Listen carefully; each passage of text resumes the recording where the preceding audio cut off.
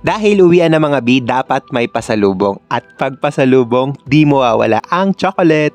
Dahil dyan nandito ako sa BJ's. Ito yung isa sa mga store dito sa Port Canaveral.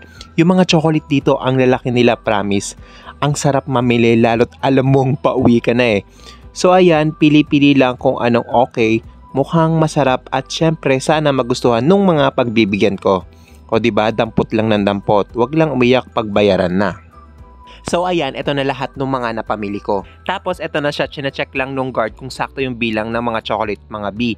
Ang total price ay $220 or 10,000 plus in Philippine money.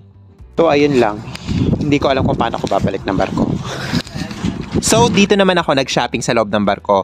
Usually yung mga guests pwedeng mamili ng souvenir like cup, jacket, t-shirt, magnet at kung ano-ano pa. At ako naman yung binili ko ay model ship ng barko.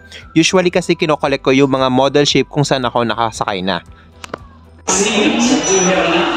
Mode of payment pala dito sa barko ay card charged to personal account. Kaya ayan, tap-tap lang tapos pipirma mga B.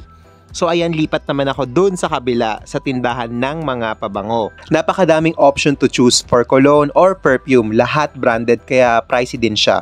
Pili lang ng pili at try lang ng try para kung anong magustuhan yun yung bibilhin. Ang hirap din kasi mamili, sa totoo lang. Halo-halo lang naaamoy ko. So ayan, nakapili na nga ako mga B. Sabi ko nga kanina, diba, tap-tap lang yung bayaran. Tapos, pipirma lang ulit. So, yung total price niya is $78 or almost 3K plus siya in Philippine peso. Kaya pa ba ng budget? O ayan mga B, dito naman sa The Collection kung saan yung mga bags at shades.